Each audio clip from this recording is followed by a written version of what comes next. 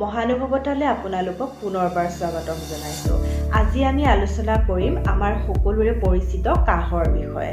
কাহৰ অভিজ্ঞতা নথকা মানুহ পৃথিৱীত বিৰল। কাহ কিন্তু এবিধ ৰোগ নহয়। কাহ হ'ল মানৱ শৰীৰৰ সুৰক্ষাৰ লগত জড়িত প্ৰতিৰোধক ব্যৱস্থাহে বা ডিফেন্সিভ মেকানিজিম।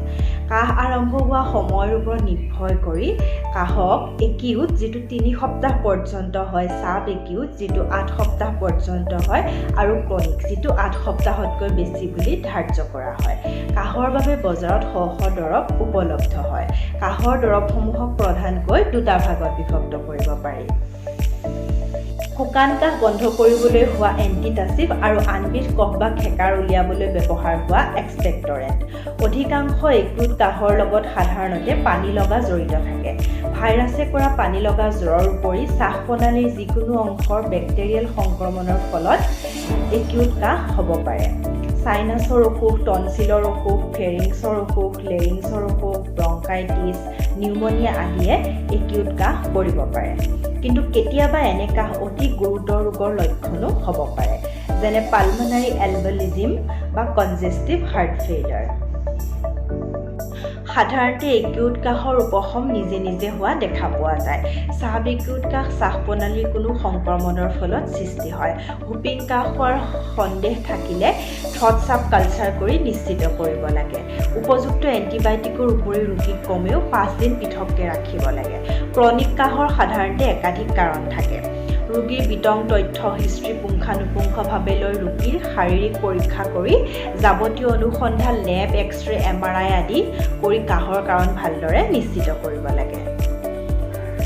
এতিয়া আমি জানি লওঁ আহক কাৰণ অনুসৰি কিছুমান কাহৰ নাম। পোষ্ট ভাইৰেল কাহ, য'ত 90% হ'ল নন বেক্টেৰিয়েল। হাঁপানি বা ব্ৰংকিয়েল এজমা, গেষ্ট্ৰাইটিছ জাতীয় অসুখৰ ফলত হোৱা কাহ। বক্ষৰ সংক্ৰমণ, ব্ৰংকাইটিছ, নিউমনিয়া আদি। হুপিং কাহ, যিটো অতি সংক্ৰমণশীল হয়, শিশুৰ বাহিৰে আনকি ডাঙৰ লোকো এই ৰোগত আক্ৰান্ত হ'ব পাৰে। TB বা যক্ষ্মা ৰোগ, ধূম্ৰপানে কৰা কাহ, হাঁওফাঁওৰ কেঞ্চাৰ, হৃদৰোগে কৰা কাহ।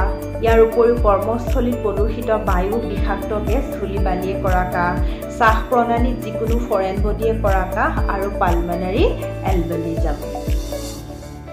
সকলো ধৰণৰ কাহতে প্ৰযোজ্য কিছুমান প্ৰয়োজনীয় কথা হ'ল খাওঁতে সদায় কুহুমীয়া গৰম পানী ব্যৱহাৰ কৰিব লাগিব। ডিঙিত নিমখ মিহলোৱা গৰম পানীৰে 3-4 বাৰকৈ কুলি কৰিব লাগিব। মৌ জোল, নেমু, কুহুমীয়া গৰম পানী দিনে 2-3 বাৰকৈ খোৱাটো ভাল। আদা, তুলসী ৰস আৰু মৌ জোলৰ সংমিশ্ৰণ কাহৰ অসমীয়া থলুৱা চিকিৎসাত কৰে।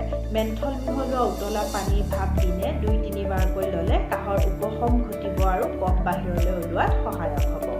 যদি কাহ দিনক দিনে বাঢ়ি যায়, তেতিয়া অতি সোনকালে চিকিৎসকৰ পৰামৰ্শ লোৱাটো উচিত। এলাৰ্জিজনিত কাহৰ বাবে চিকিৎসকৰ পৰামৰ্শ অনুযায়ী হিষ্টাগ্লবিন ভেকচিন লৈও উপকৃত হ'ব পৰা যায়।